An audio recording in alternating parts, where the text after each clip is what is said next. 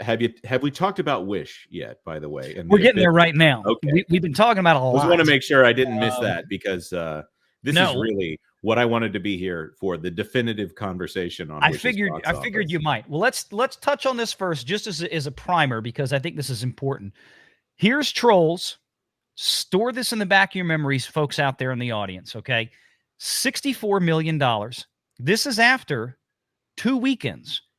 Trolls did $17.5 million in its second weekend. Okay, 17.5 million. So we're talking about the 3-day. We're talking about Friday, Saturday, Sunday. Okay, because I mean, you can talk about the 5-day numbers. That's fine. We can pull those in too. But Thanksgiving Day is usually not many people go to the theater Thanksgiving Day. So we're looking at Black Friday, Saturday, and today's estimates. So 17.5 million there for Trolls. Okay, it's second weekend. This is how awful this is for Wish. Wish is looking at 19.5 million in the same 3-day frame. It's opening weekend. Only projected $2 million more than Trolls' second weekend. That ain't good. That's problem number one. But problem number two is just the entire film and its entire performance. 31.7 million after a 5-day. Which is more like a 7-day when you consider their sneaky Saturday sneak peek that somehow added $500,000 from the Saturday before the thing released. Who knows? This is Tuesday night previews, Wednesday, full day, the day before Thanksgiving. Every kid is off of school on Wednesday. Every kid is either off or already off or getting off that day. And that's colleges too, because my kid came home early. I didn't think she was going to get home till like 4 or 5 o'clock that afternoon. She called me 11 o'clock that morning. She's like, all my teachers canceled the classes today. We're coming home. I'm like, yay. I was out of the office. I was gone. So, but I mean, my point is that you basically had a full Wednesday was like a weekend practically. Thursday, Thanksgiving, I get it. Throw that out for everybody. Not faulting anybody's Thursday performances. It's one of the worst days for theaters next to Christmas Eve. But Friday, Black Friday, what is everybody doing on Black Friday? They're shopping. Where are they shopping? They're shopping at big shopping centers and big malls and big commercial outlets. What do almost all of those big, giant commercial enterprises have sitting either in the same parking lot or right next door? A movie theater. So what do people do when they go Black Friday shopping? They go shopping earlier in the morning, they cut out, then they go to the movies in the afternoon.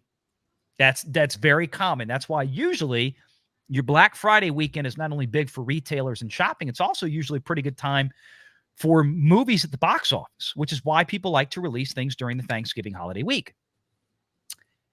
Disney don't own that no more. I cannot believe that they have effectively killed a holiday tradition with their garbage. I mean, people didn't want to go. What happened? People didn't want to go see Strange World. First of all, Disney. You guys are doing it again. We're not supposed to talk about this. The mainstream media told us we're not supposed to talk about this. Oh my goodness! Here's it. I mean, honestly, this movie right here. So many people are like, "See, it's not woke." I'm like, yeah, it is woke. It doesn't have any weird gender ideology in it, but this thing is clearly woke. It is about a story of oppression and a white patriarch and revolution. Okay, yeah, that's great. That's what all great Disney movies have, a story about a revolution, as opposed to, I don't know, something nice about a guy and a girl and magic. And there's no magic in this movie. There's a sorcerer and there's no magic in this movie. Explain that. It's so substandard. It's so just not up to par. If this was a studio that didn't have the Disney name of it, I wouldn't. Sometimes I think that if Disney released a movie, if a company other than Disney released a Disney movie, we'd say, see, they're taking Disney's place, and we might give it an easier time. No, This isn't even up to that standard. This is washed out. The beginning, the middle, and the end of this story feels all the same. It's flat. The music is awful. Yeah. It's corporatized. Can I tell you guys, I've thought about this now. Every day since seeing the movie, something pops into my mind about how bad it is. Something I missed in my review about just how garbage this film is. And it occurred to me that the villain song This is the thanks I get. As I thought about it, I actually agreed with it because this poor guy creates this wonderful kingdom, and the only thing that he requires is you have to give up a wish, and then he chooses what what is best for the country, right? And people voluntarily go and they voluntarily give up, and the entire first song in the movie is to tell us how happy and wonderful the place is, right? The city of Rosas, baby, it's beautiful. And then this 17-year-old girl comes in and starts just being a turd in the punch bowl to this guy, and gets kicked out. Sorry, Jonas, I failed my mission. And gets kicked out, of the job application. And then he sings the song, "This is the Thanks I Get." And I'm thinking, wait a minute, the villain's song is correct. This would be like if Scar sang a song in Lion King about democracy. Have we not had that same conversation about other recent Disney entries where it's like, I'm kind of siding with the villain on this one? Because that seems to be a recurring theme now. Oh yeah, Strange World. The villain was how attached to the patriarchy the old adventurous dad was. The dad who got them to where they were and went through the wilderness and set everything up, or how wrong the farmer who provided them all of the energy that they needed to build their giant city in the middle of everywhere. But no, they had to destroy everything. And by the way, credits roll before you can see the consequences of destroying their entire fuel source that they live off of. Notice that one. The whole every Disney movie since at least Frozen 2 seems to be about destroying civilization in some ways, sometimes very violently. Like, what is up, guys? Who hurt you? The patriarchy. Speaking of somebody's going to help us rail against the patriarchy here. Let me bring her in right now. The very lovely Miss LaReinaCreole. How are you doing, Lorena? I am doing well. I'm doing well. And hello, gentlemen. Hope you all had a wonderful and blessed Thanksgiving. We did, and hope you had the same. Calories don't count this time of year. No. You got that right. So yeah, so I mean, on this, and I guess let me bring this up real quick, and then Lorena, let me get your thoughts as well. So this is the article, and there's some great comments in here. Let me pull down the ad here. So songbirds and snakes reign supreme over Thanksgiving stretch. Napoleon steps on Disney's wish with 32 million in the box office. This is so bad. Reading this today, there's no Anthony D'Alessandro. He's like, I can't save y'all anymore. I'm sorry. There's only so much I can do when you keep throwing the dung at me. What was the analytics, Jonas, that he used that was Relish Mix? Was that the name of the? That's it, Relish Mix. It had It had 800K activations, cast activations. Oh yeah, they were trying everywhere in the world to find some positivity they could portray about Wish. Here's something fascinating, and maybe this is worth a video in the coming week. I would love to go back and look at all of the articles that told us that Marvel was fine. It was an overreaction. Disney Animation is doing just great. I mean, look at Encanto. These people are detractors. These Disney detractors. They're just vile and venomous and negative. We should go back and read those sometime, just for laughs. Just for laughs. You're not wrong. And I mean, that's been part of the problem, right? They keep letting Disney kind of get away with murder each and every time they come out with these things. And it's been obvious for a while of what the problem is. And Lorena, before you got here, and really Jonas, you too, we were talking about how Hunger Games, Songbirds and Snakes and Wish, and, theoretically, this should be owned by the family general entertainment audience. The theater should be owned by this on Thanksgiving weekend, because that's, families get together, they go to the movies, they want to go see stuff with the kids. And I said, the problem is, I told Pro, I said, the demographics have changed. 10 years ago, I would say that the demographics for the locked-in audience for Wish would be and should be fairly different than the Hunger Games. The problem is now they're not. What do we keep talking about, guys? Disney adults. What do we keep talking about with Disney Plus? What did Bob Chapek say a year ago during an earnings call? He said how half of the Disney Plus subscribers were childless adults. So the audience for Wish is the same audience as the Hunger Games now, by and large. That's the problem. Did you see? I put a Twitter poll out, just casually saying, "Is Disney's primary audience now childless 20 to 39-year-olds?"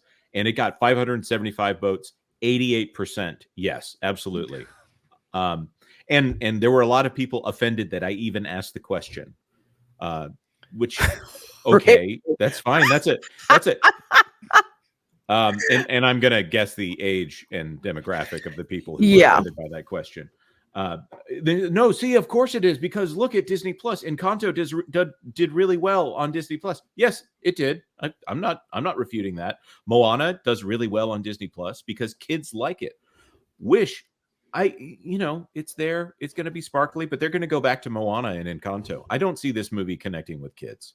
And It's it does not not vibrant. connect with kids. It just does not. And Valiant, you're absolutely right.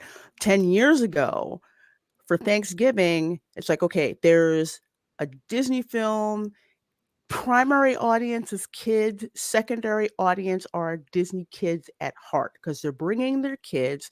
They're expecting to see, that Disney magic. Now you've got them catering to quote unquote Disney adults. So a lot of that basic storytelling, consequences, villains who are inherently evil, which means the more inherently evil they are, the more awesome their destruction is going to be at the end.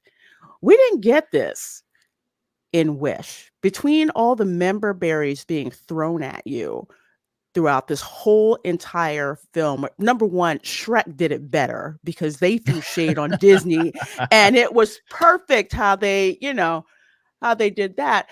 But here they're just throwing this stuff in, and they're not for the kids. The kids aren't going to get it. It's just like, why should I watch this film?